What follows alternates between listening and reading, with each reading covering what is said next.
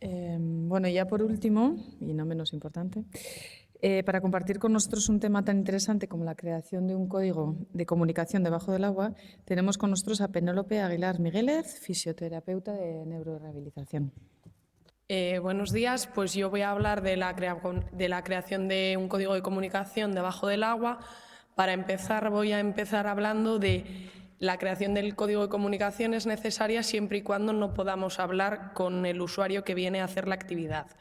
Dentro del buceo existe la posibilidad de que tanto el usuario que viene a hacer la actividad como el terapeuta trabaje con máscara facial y que lleve intercomunicador. En ese caso no sería para nada necesario el código de comunicación debajo del agua, puesto que podríamos hablar con los usuarios de manera normal.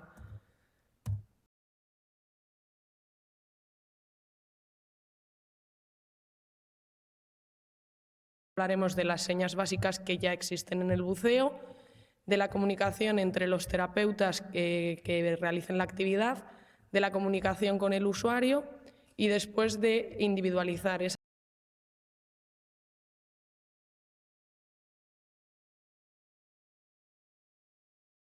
con personas con discapacidad. Empezamos con las señas básicas.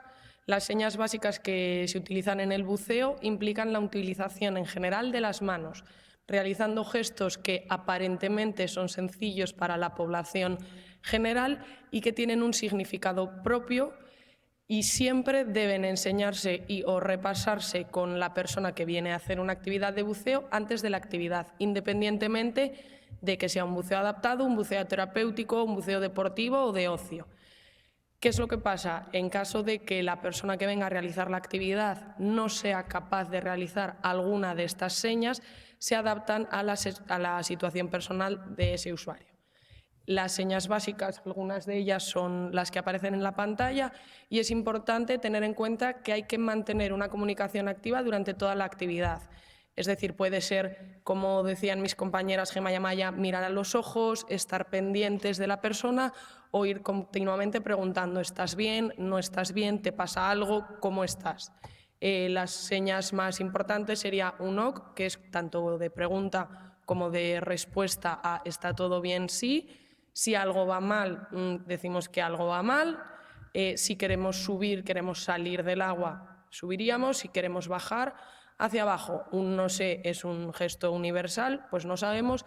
Y aquí sería un no tengo aire. Es una seña muy básica que en general con el usuario no se suele utilizar, pero que es importante tenerla en cuenta. Otras señas importantes sería un tengo frío, que es bastante universal. Si nos duelen los oídos porque no estamos compensando bien, cuando bajamos la presión del agua nos puede hacer que molesten los oídos decirlo, y el parar. Queremos parar, vámonos o lo que sea, o no queremos seguir descendiendo. La comunicación entre terapeutas.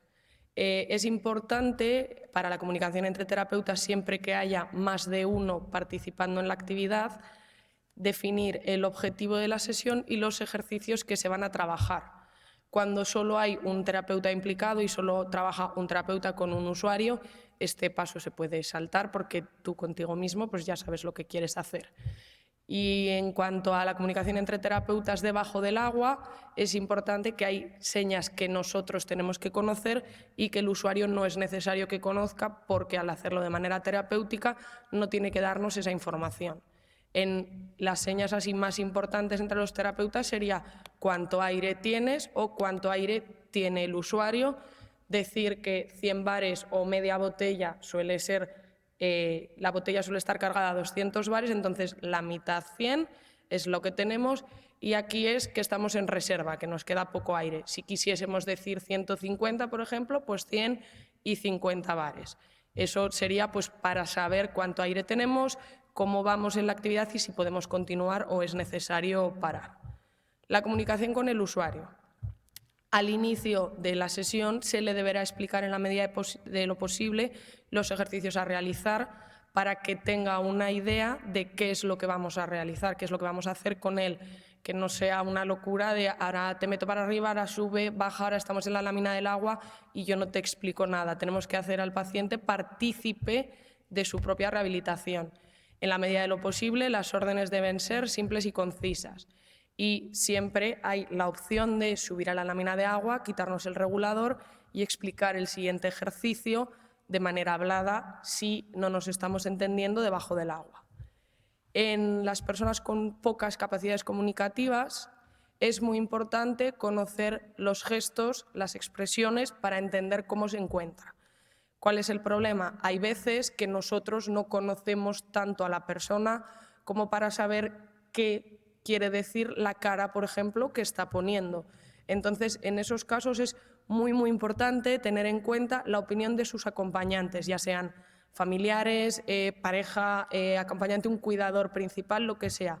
Es muy importante tener en cuenta su opinión y pedirle ayuda siempre que sea necesario. Ahora, por ejemplo, estoy pensando en algún usuario, ¿no?, que no habla, no es capaz de hacer los gestos, y siempre que a nosotros nos parece que la cara algo raro está, porque yo voy todo el rato mirándole, se llama a su padre, ven, quítale la máscara, ¿está bien? ¿Está mal?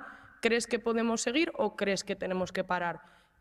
Es algo que es una terapia, pero al final nadie va a ningún sitio a sufrir gratuitamente. Entonces, pues no, que por lo menos que se pase la gente lo mejor posible. Cuando hablamos de individualizar, hablamos de que somos los terapeutas los que debemos adaptarnos al usuario que viene a hacer la actividad. Y entonces va a depender de las capacidades tanto cognitivas como motoras de la propia persona. Es muy importante que los gestos que nosotros pautamos los pautemos antes de comenzar la actividad la primera vez que vamos a hacerlas y recordarla en cada sesión de tratamiento. Nosotros podemos dar por hecho que nos acordamos cómo decimos el OK con esta persona, pero puede que te equivoques o puede que él no se acuerde. Entonces, según las discapacidades que tenga la persona, adaptamos de una manera u otra los gestos a realizar. Las discapacidades principales tendríamos la discapacidad física y la visual, y luego la cognitiva. Entonces, en la discapacidad física, los gestos se suelen hacer con el miembro superior, con la mano en concreto. Entonces, cuando el movimiento del miembro superior esté limitado e impida la realización de movimientos en brazos y manos, podemos utilizar la cabeza, un asentir, un negar, o en caso de que aún haya más afectación, se puede usar movimiento de los ojos, un parpadeo, etc. Algunas personas, por ejemplo, pueden mover los brazos pero no las manos. Pues entonces podemos usar con ellos gestos como una X es un no o un quiero salir del agua, o si podemos mover el hombro pero no el codo, pues puedo explicar un sí o un no, por ejemplo. El caso aparte sería la discapacidad visual. Una persona con discapacidad visual debe conocer los gestos del buceo, porque aunque no me vea a mí realizarlos para preguntárselos, él me los puede hacer a la hora de responderlos. Entonces, debe conocer los gestos generales que se utilizan en el buceo.